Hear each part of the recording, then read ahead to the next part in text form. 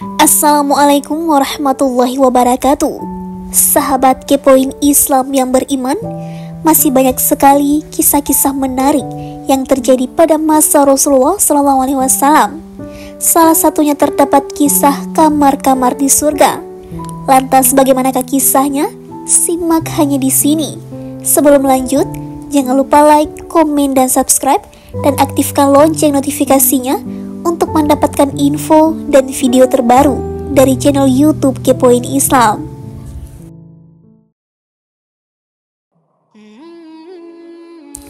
Dahulu, Rasulullah pernah bersabda bahwa di dalam surga itu terbagi dalam kamar-kamar. Dindingnya tembus pandang dengan hiasan di dalamnya yang sangat menyenangkan. Di dalamnya pula terdapat pemandangan yang tidak pernah dilihat di dunia, dan terdapat satu hiburan yang tidak pernah dirasakan manusia di dunia. Untuk siapa kamar-kamar itu, wahai Rasulullah? Tanya para sahabat.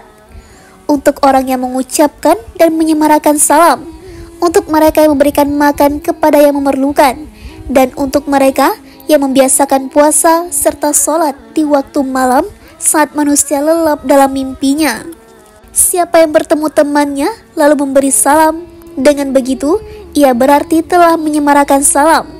Mereka yang memberi makan kepada ahli dan keluarganya sampai berkecukupan, dengan begitu berarti termasuk orang-orang yang membiasakan selalu berpuasa.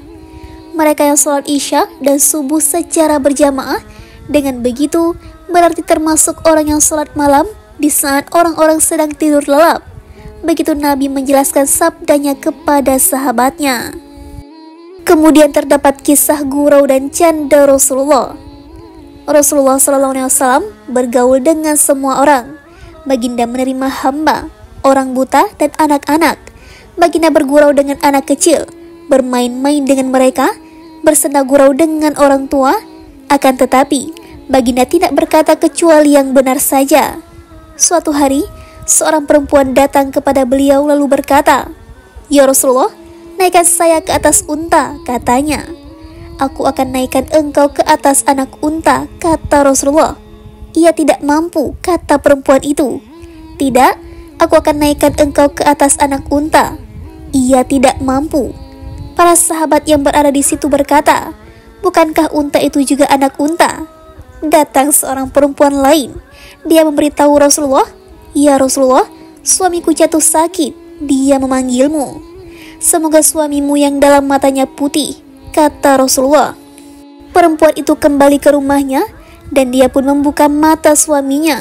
Suaminya bertanya dengan keheranan, "Kenapa kamu ini?" Rasulullah memberitahu bahwa dalam matamu putih. Kata istrinya menerangkan, "Bukankah semua mata ada warna putih?" kata suaminya. Seorang perempuan lain berkata kepada Rasulullah, "Ya Rasulullah, doakanlah kepada Allah agar aku dimasukkan ke dalam surga." "Wahai Ummi Fulan, surga tidak dimasuki oleh orang tua." Perempuan itu lalu menangis. Rasulullah menjelaskan, "Tidakkah kamu membaca firman Allah ini? Serta kami telah menciptakan istri-istri mereka dengan ciptaan istimewa. Serta kami jadikan mereka senantiasa perawan atau orang yang tidak pernah disentuh, yang tetap mencintai jodohnya, serta yang sebaya umurnya." Para sahabat Rasulullah suka tertawa, tapi iman di dalam hati mereka bagai gunung yang teguh. Naim adalah seorang sahabat yang paling suka bergurau dan tertawa. Mendengar kata-kata dan melihat gelagatnya, Rasulullah turut tersenyum. Kemudian terdapat kisah Fatimah Az-Zahra dan gilingan gandum. Suatu hari, masuklah Rasulullah menemui anaknya Fatimah Az-Zahra. Didapatinya anaknya sedang menggiling syair atau sejenis padi-padian dengan menggunakan sebuah penggilingan tangan dari batu sambil menangis. Rasulullah bertanya pada anaknya, "Apa yang menyebabkan engkau menangis, wahai Fatimah? Semoga Allah tidak menyebabkan matamu menangis." Fatimah berkata, "Ayahanda, penggilingan dan urusan-urusan rumah tanggalah yang menyebabkan anak menangis." Lalu duduklah Rasulullah di sisi anaknya. Fatimah melanjutkan perkataannya, "Ayah, sudikah kiranya ayah meminta Ali atau suaminya mencarikan anak seorang jariyah untuk menolong anak menggiling gandum dan mengerjakan pekerjaan-pekerjaan rumah?" Mendengar perkataan anaknya ini, Maka bangunlah Rasulullah mendekati penggilingan itu. Beliau mengambil syair dengan tangannya yang diberkati lagi mulia dan diletakkannya di dalam penggilingan tangan itu seraya diucapkan Bismillahirrahmanirrahim. Penggilingan tersebut berputar dengan sendirinya dengan izin Allah Subhanahu wa taala. Rasulullah meletakkan syair ke dalam penggilingan tangan itu untuk anaknya dengan tangannya, sedangkan penggilingan itu berputar dengan sendirinya seraya bertasbih kepada Allah dalam berbagai bahasa, sehingga habislah butir-butir syair itu digilingnya. Rasulullah berkata kepada gilingan tersebut, "Berhentilah berputar dengan izin Allah." Maka penggilingan itu berhenti berputar, lalu penggilingan itu berkata-kata dengan izin Allah yang berkuasa menjadikan segala sesuatu dapat bertutur kata.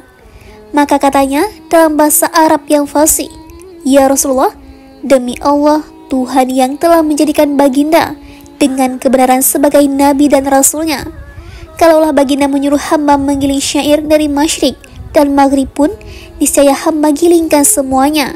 Sesungguhnya hamba telah mendengar dalam kitab Allah Subhanahu wa taala suatu ayat yang berbunyi, yang artinya, hai orang-orang yang beriman, peliharalah dirimu dan keluargamu dari api neraka yang bahan bakarnya adalah manusia dan batu, penjaganya para malaikat yang kasar, yang keras, yang tidak mendurhakai Allah terhadap apa yang dititahkannya kepada mereka, dan mereka mengerjakan apa yang dititahkan. Maka hamba takut, ya Rasulullah, kelak hamba menjadi batu yang masuk ke dalam neraka." Rasulullah kemudian bersabda kepada batu penggilingan itu, "Bergembiralah, karena engkau adalah salah satu dari batu mahligai Fatimah Az-Zahra di dalam surga." Maka bergembiralah penggilingan batu itu mendengar berita itu, kemudian diamlah ia.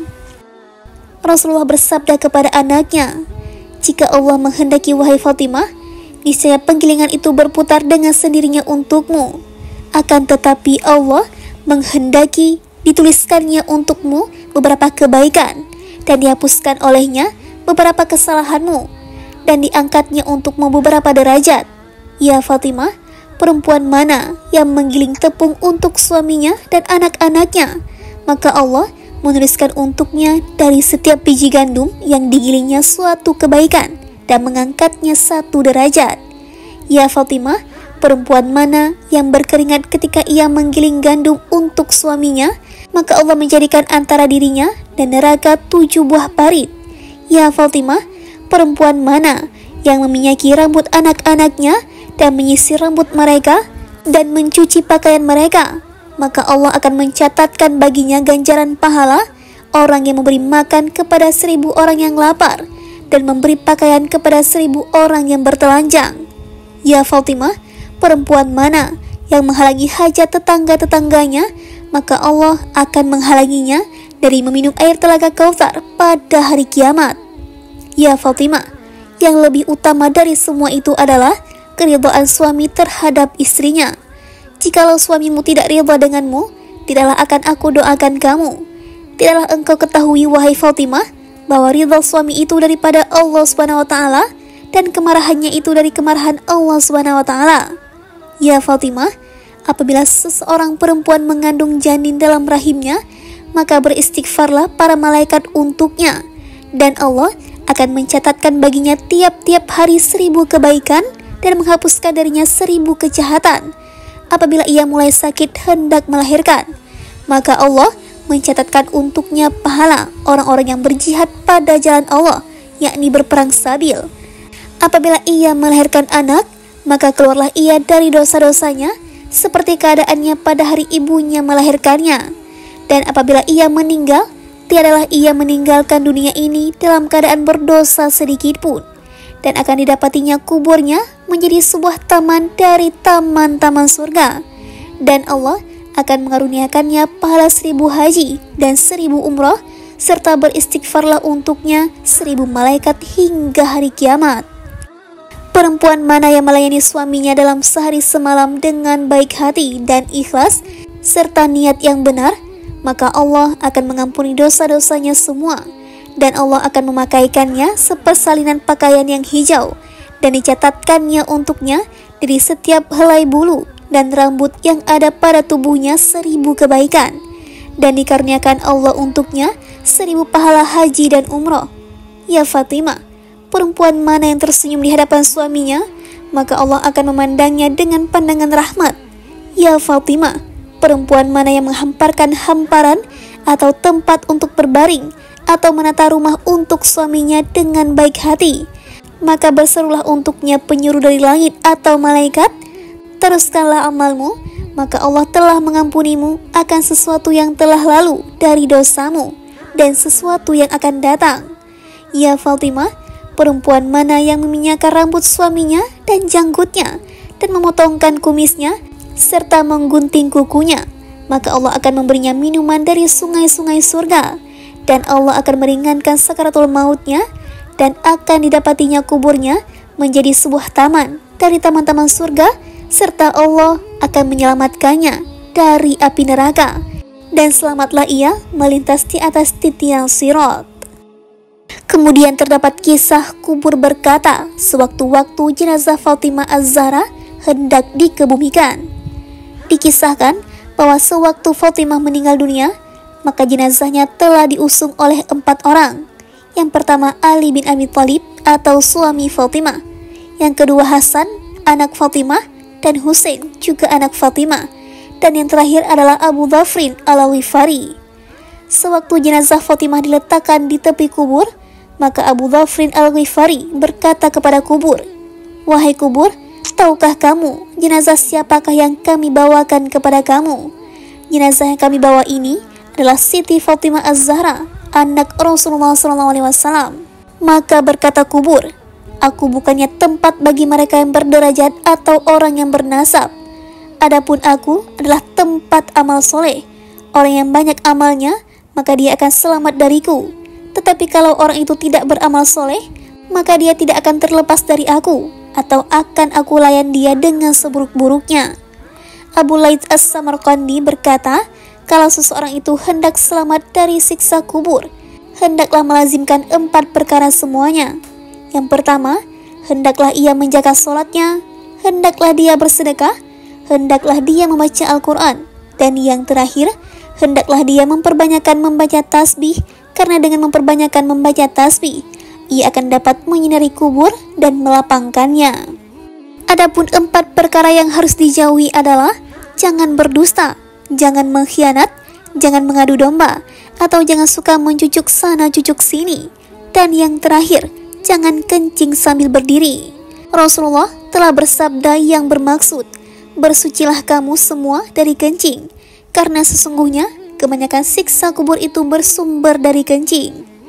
Seseorang itu tidak dijamin akan terlepas dari segala macam siksaan dalam kubur, walaupun ia seorang alim ulama atau seorang anak yang bapaknya sangat dekat dengan Allah. Sebaliknya, kubur itu tidak memandang adakah orang itu orang miskin, orang kaya, orang yang berkedudukan tinggi, atau sebagainya. Kubur akan melayan seseorang itu mengikut amal soleh yang telah dilakukan sewaktu hidupnya di dunia ini. Jangan sekali-kali kita berpikir bahwa kita akan dapat menjawab setiap soalan yang dikemukakan oleh 2 malaikat Mungkar dan Nakir dengan cara kita menghafal. Pada hari ini, kalau kita berkata kepada saudara kita yang jahil, takutlah kamu kepada Allah, dan takutlah kamu kepada soalan yang akan dikemukakan ke atas kamu oleh malaikat Mungkar dan Nakir, maka mereka mungkin akan menjawab, "Ah, mudah saja, aku boleh menghafal untuk menjawabnya." Itu adalah kata-kata orang yang tidak berfikiran. Seseorang itu tidak akan dapat menjawab setiap soalan di alam kubur jikalau dia tidak mengamalkannya, sebab yang akan menjawab ialah amalnya sendiri. Sekiranya dia rajin membaca Al-Quran, maka Al-Quran itu akan membelanya, dan begitu juga seterusnya. Demikianlah kisah yang terjadi pada masa Rasulullah dan juga para sahabat. Nantikan kisah-kisah menarik berikutnya hanya di channel YouTube Kepoin Islam. Wassalamualaikum warahmatullahi wabarakatuh.